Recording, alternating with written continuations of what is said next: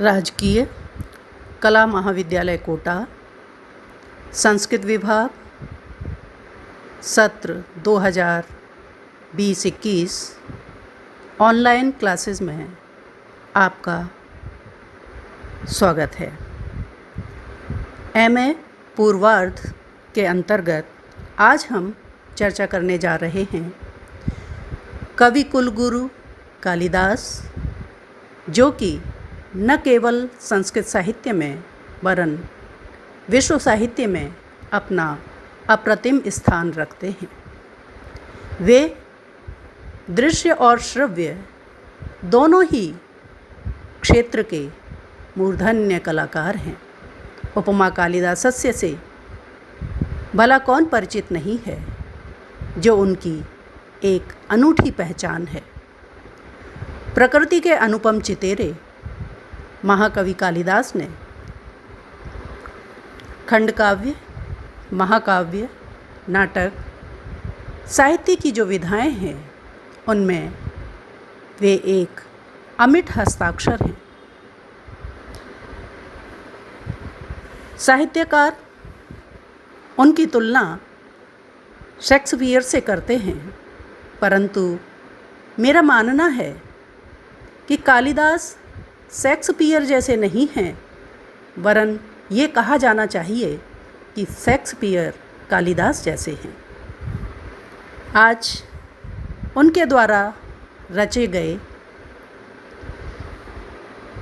खंड काव्य, जो कि एक गीति काव्य के रूप में भी अपनी पहचान रखता है, मेघदूतम, उसके विषय में बताने जा रहे हैं।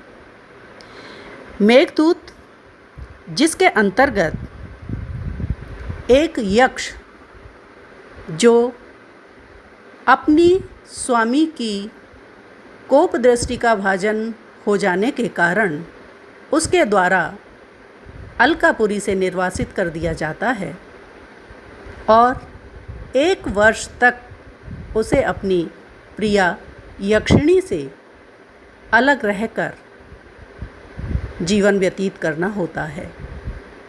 वह ऐसे समय में रामगिरी आश्रम को अपना निवास बनाता है।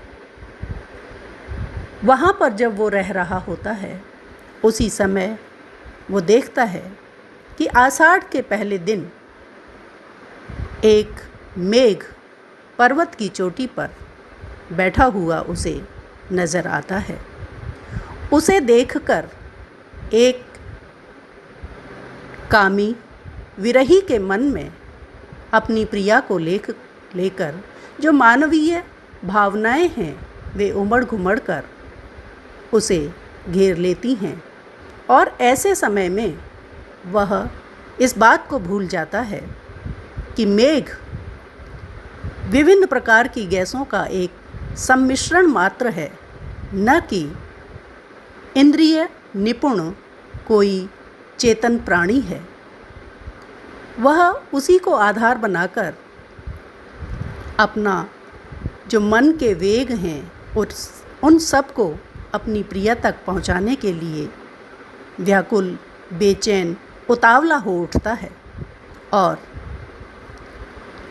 वह उसे रामगिरी आश्रम से अलकापुरी तक अपनी प्रिया के पास पहुंचने का मार्ग समझाता है और बताता है कि रास्ते में उसे कहाँ कहाँ से होकर गुजरना है, कहाँ उसे विश्राम करना है, कहाँ उसका किस तरह से स्वागत होगा, कहाँ उसे मंदिर मिलेंगे जहाँ उसे महाकाल की सेवा में हाजिर होना है, इत्यादि रूप में वह अपना संदेश एक मेघ के माध्यम से अपनी प्रिया यक्षिणी के पास प्रेषित करता है।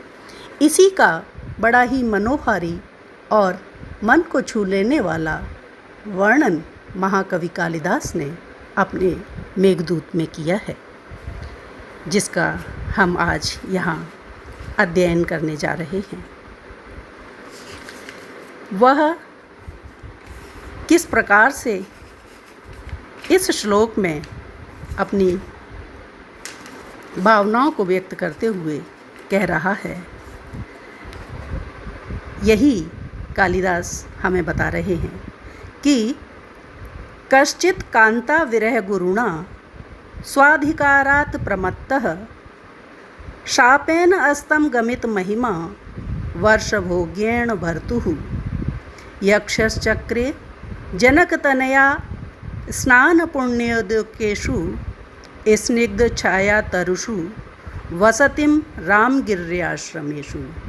अर्थात कोई यक्ष जो कि अपने कर्तव्य से प्रमादवश च्युत हो जाता है और अपने स्वामी की कोप का भाजन बनता है, इस कारण 1 वर्ष तक अपनी प्रिया से वियुक्त होकर वह रामगिरी आश्रम में अपना निवास बनाता है।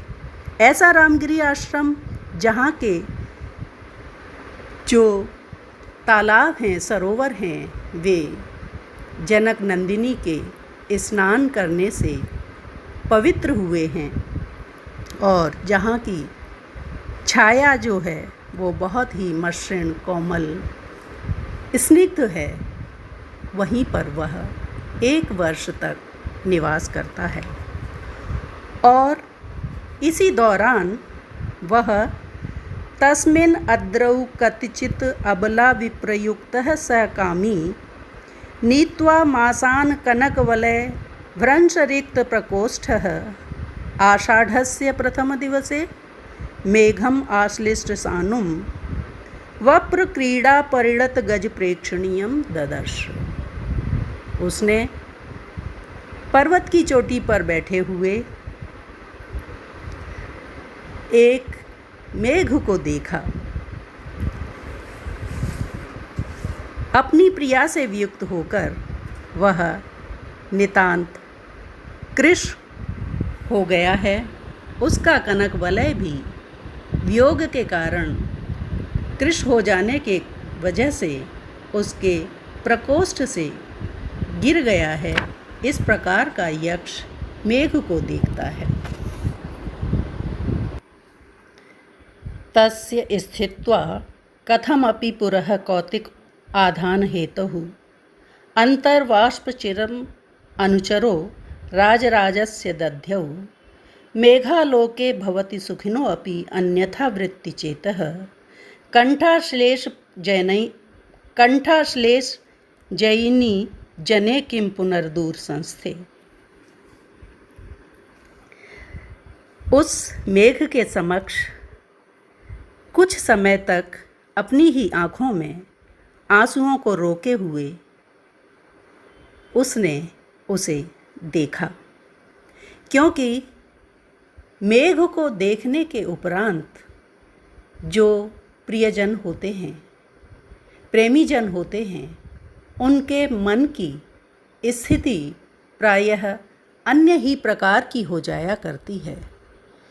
तो फिर उन लोगों के लिए तो कहना ही क्या जो अपने प्रियजन से बिछुड़कर जीवन धारण कर रहे हों और जो अपने प्रिय से दूर विद्यमान हों।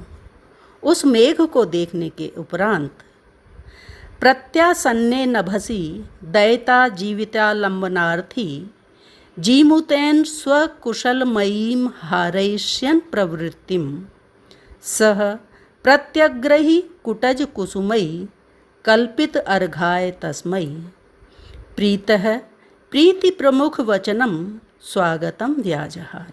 उसके उपरांत उस यक्ष ने अपने प्रिया के जीवन धारण की इच्छा रखते हुए उसके विरह में जो व्याकुल है, उससे मिलने के लिए आतुर है, ऐसी अपनी प्रिया का ख्याल करते हुए उस मेघ के माध्यम से अपना संदेश अपनी प्रिया के लिए भेजने की इच्छा रखते हुए सर्वप्रथम उसने पर्वतीय जो चमेली के फूल हैं उन्हें अपनी अंजलि में लेकर उसके सामने अर्पित करते हुए आपका बहुत बहुत स्वागत है, ऐसा उस मेघ से कहा।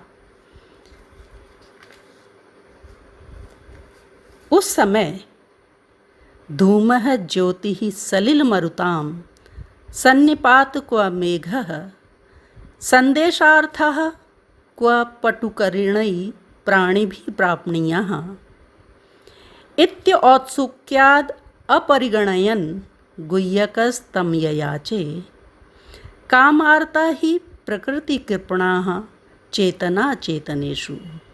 वह इस बात को भूल गया कि यह तो धुआं, ज्योति, जल और वायु का सम्मिश्रण मात्र एक गैस का पुंज है। मैं इसके माध्यम से भला अपने मन के उद्गारों को अपनी प्रिया तक किस प्रकार से प्रेषित कर सकता हूँ, क्योंकि संदेश पहुँचाए जाने जैसा कार्य तो इंद्रिय निपुण व्यक्तियों के द्वारा ही किया जा सकता है, न कि अचेतन तत्वों के माध्यम से प्रेषित किया जा सकता है। परंतु वह उस समय इतना अधिक भाव विह्वल हो गया कि वह इस तथ्य को, इस सत्य को ही भुला बैठा और उसके मन में कहने के लिए जो भी भाव आए उन समस्त भावों को उस मेघ के माध्यम से अपनी प्रिया जो अलकापुरी में निवास कर रही है वह भेजता हुआ इस तरह से उससे निवेदन करता है। क्योंकि जो बहुत अधिक कामी होते हैं वो प्रायः इस तथ्य को भुला बैठते हैं कि चेतन क्या है, जड़ क्या है और उन दोनों का भेद क्या है, कौन सा कार्य किसके द्वारा किया जा सकता है और कौन सा नहीं। वे इतने अधिक भाव विह्वल हो जाते हैं कि वे अपने पर काबू नहीं रख पाते और अपने मन में जो कुछ भी होता है उसे उसी के समक्ष, उसी को माध्यम बनाकर कह देते हैं।